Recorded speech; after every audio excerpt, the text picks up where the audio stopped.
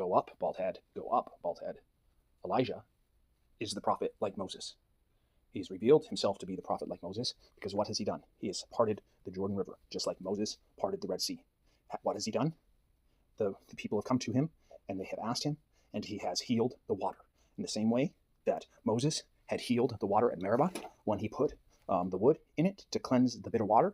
Joshua has taken the salt and put the salt in to symbolize the cleaning of the water, because salt is what used to heal. The salt has healed the water because this is a prophet like Moses. And these children are saying, we do not want you. We are not going to listen to the prophet like Moses. And what happens when you do not listen to the prophet like Moses? The curses of God come upon you. God says, I will hold them accountable if you do not listen to the prophet of Moses. You as a people have said, you do not want to go up to the mountain. You do not want to hear from God directly. Instead, you want the prophet to hear, and then you will do what the prophet has said. I have sent the prophet, and you did not listen to him, so I will hold you accountable. But why have I highlighted go up, bald head, go up?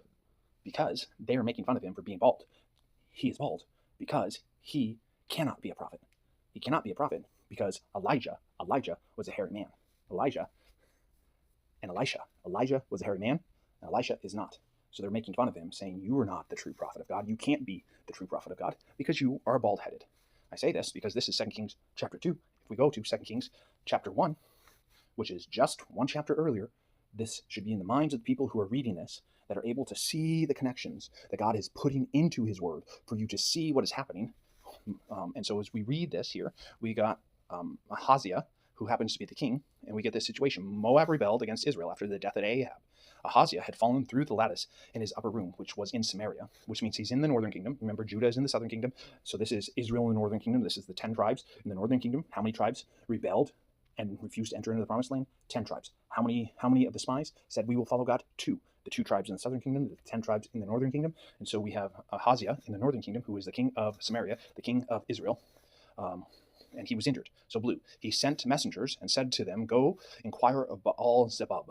Or this is, Baal is the word for Lord, for go inquire of Lord Zebub, the god of Ekron.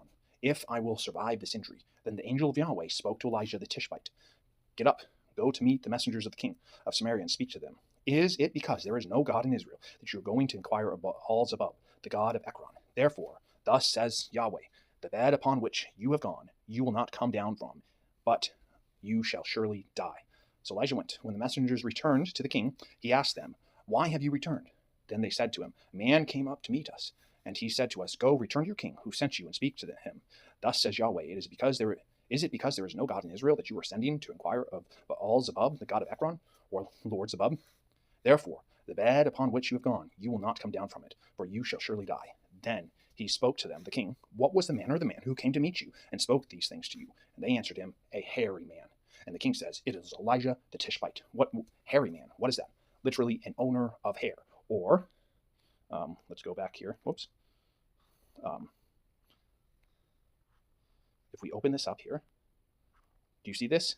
Baal-seir. This is Lord of the hair. He is literally the Lord of the hair. He is a hairy man. Lord of the hair. Lord, what? He's got a crown of hair. He is a prophet because you see it in his appearance. Who is Elisha? He's a bald head. He cannot be the prophet of God because he has no hair. Who is Elisha? Who is Elisha? Who is Elijah? Elijah is a true prophet because he has the hair to indicate his ability to be the prophet of God. Who is Elisha? Not the true prophet of God because he has no hair. They are not only rejecting him, but they are judging him based on his appearance and said this is not the type of prophet that God would choose. Do you remember what God had told Samuel as Samuel was going to find the king, one of the sons of Jesse? The people had chosen Saul because this is the type of king the people want. He is tall and he is beautiful. He is head and shoulders above everyone else. He presents himself physically as a king. And Samuel goes to Jesse's house and he sees these sons of his and he says, surely his anointed one is before Yahweh. Verse 6, when they came, he saw Eliab and said, surely his anointed one is before Yahweh. But Yahweh said to Samuel, do not look at the appearance or the height of his stature, because I have rejected him. For God does not see what man sees. For a man looks on the outward appearance, but Yahweh looks on the heart. So they look at Elisha, the Tishbite. He has to be a prophet because you see it in his hair. He's the Lord of the hair. Elisha cannot be the prophet of God because he is bald. You do not know who a true prophet is or a false prophet is based on their appearance. You know, for us now, we know if they are a true prophet, then they will be speaking the very words that we find in the Bible. But if we come back here to Deuteronomy 18, how do we know that he is a true prophet? How can we know when a message has not been spoken by the Lord? If what a prophet proclaims in the name of the Lord does not take place or come true, this is a message that the Lord has not spoken, that prophet has spoken presumptuously. Do not be alarmed. Elisha had presented himself as the prophet, who is like Moses. How? Because he has parted the Red Sea, and he has healed the water. But the children, the future leaders of the city, they rejected the true prophet of God. And so God brought the curses of God upon him. God himself brought it. How do we know that God himself brought it? Right here. 2 bears. You see this right here? 2 bears. 2 bears mauled 42 of the boys. Why didn't it say mauled all of the boys? Because 2 is what? You need 2 or 3 witnesses, 2 wild animals. Who controls the wild animals? Is Elisha? Who controls the wild animals? God. God said in Deuteronomy and Leviticus that if you do not follow him, God will send the wild animals. So 2 animals, 2 wild bears, which is 2 or 3, just like there are 2 witnesses in Revelation. And then it says 42 of the boys. How many years were the Israelites in the wilderness when they had rejected God and they had to stay in the wilderness? 40 years they had to remain in the wilderness. But there were 2 years that they were in the wilderness before God had sent them to go into the promised land, and they refused. 42 years in total.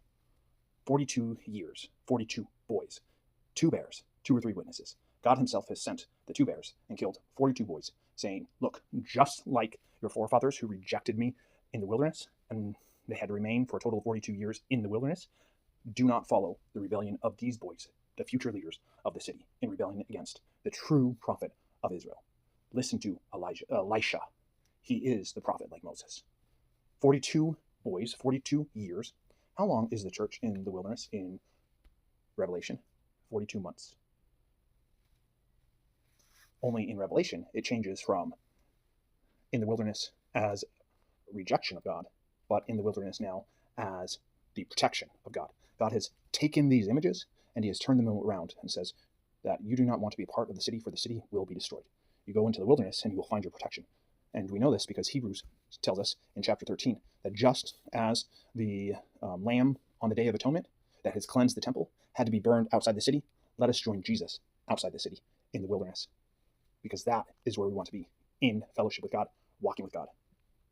So let's pay attention to the words that as God has said, and love to do justice, love mercy, and walk humbly with the Lord our God.